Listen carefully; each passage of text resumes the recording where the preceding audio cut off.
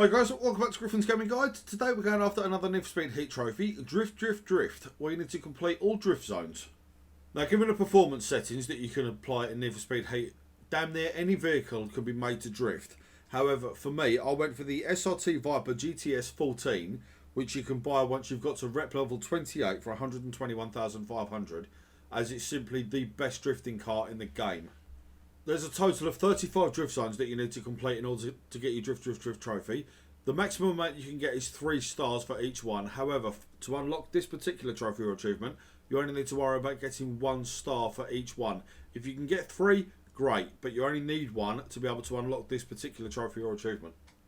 Now, when you go to set up the Viper, if that's the car you're going to go for, make sure that you've got as much power as you can out of your engine modifications that you can do, and then for the other items, you want to go for showcase tyres, showcase suspension and a showcase differential. That will give you the best grip for both road and drift. A few of these drift zones are off-road as well as you make your way across Palm City. However, for me, the setup that I had here was more than enough to be able to do it. Obviously, where you on, say, sand or wet mud, you slip around a lot easier anyway.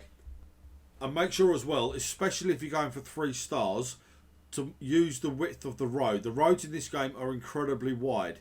What you want to be doing is almost making yourself like a snake motion. Say from the right side of the road, either tap the square or the X button depending on what console you're on. That will then send you into a bit of a drift while you're steering left or right. You then want to say, as you can see on the video here, I'm managing to drift it around this little block in the middle.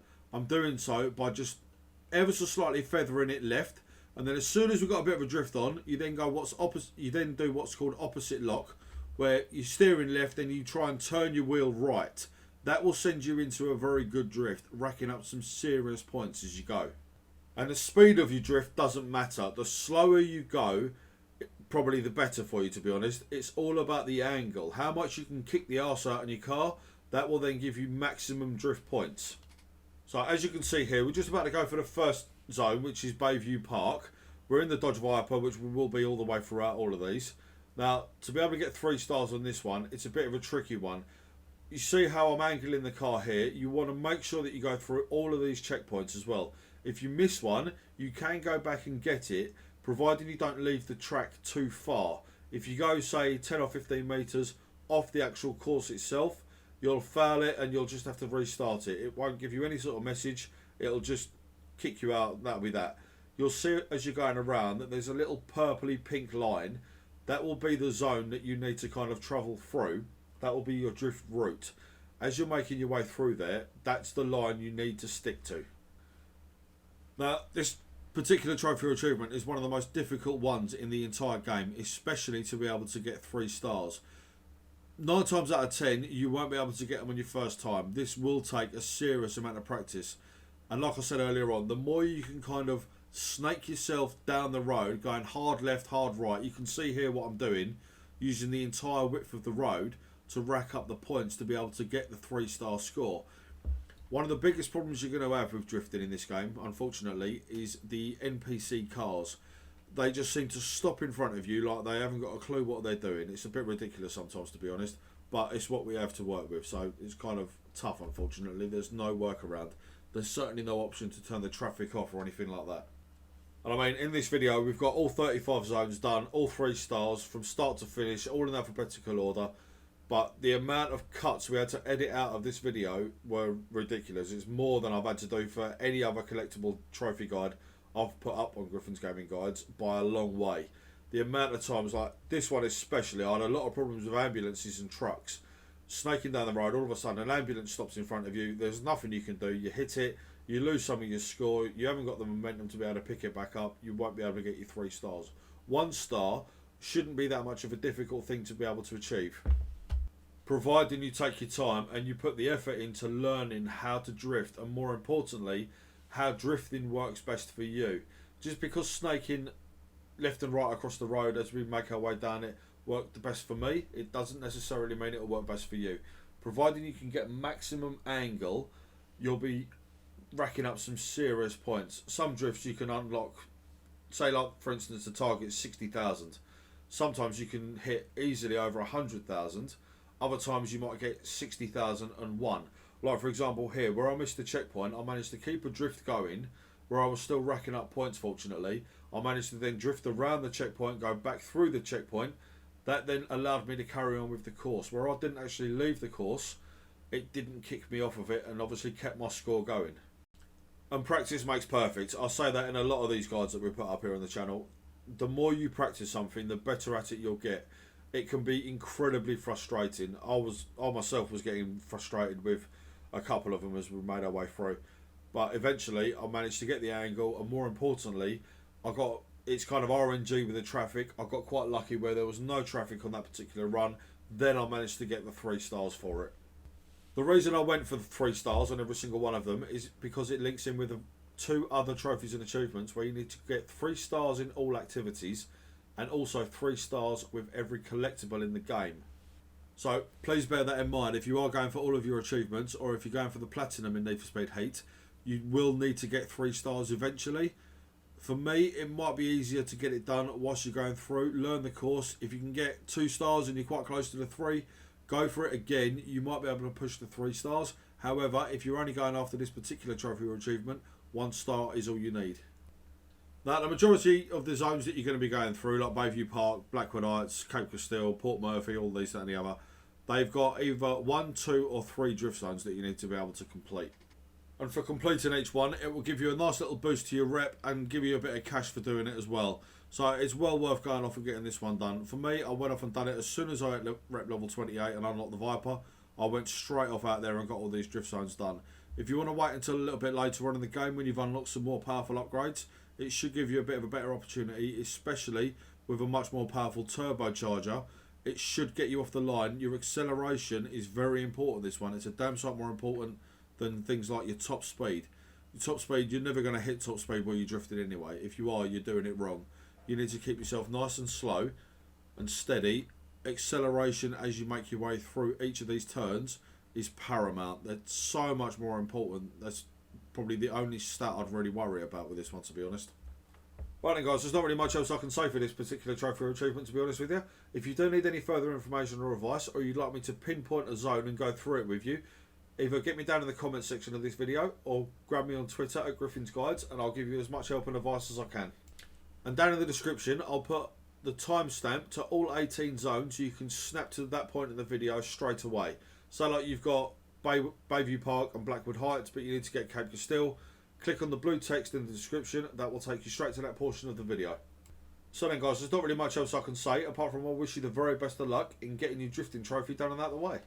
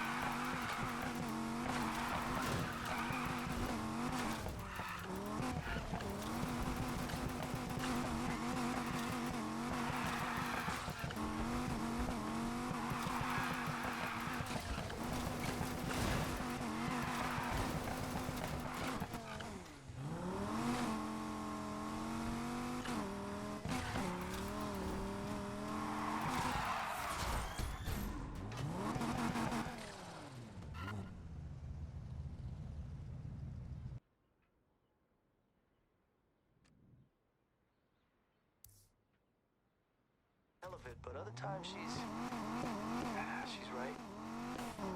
Somebody needs to make trouble. You're scared for her. I get it. I feel like sometimes I just push her away with all my anger, you know? I think she knows how you feel. She's not so dumb. That, she's not. You guys are in a good place. I wish I had family looking out for me the way you do. Hey, we all look out for each other. You included. Thanks, man. Guess I should go tune this Porsche. Sitting here cold for a long time. I'll see you when I get back. Later.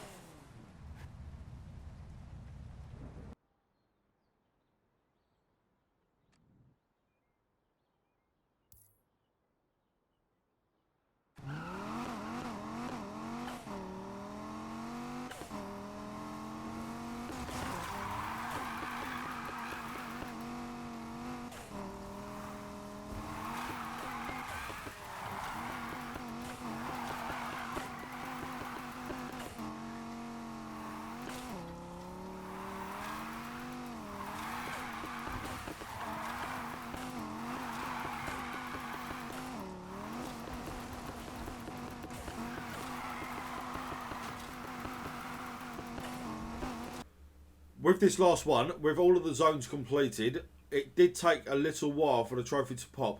Obviously, with this one in Westside, I'm going down the hill currently to be able to get my 3 stars.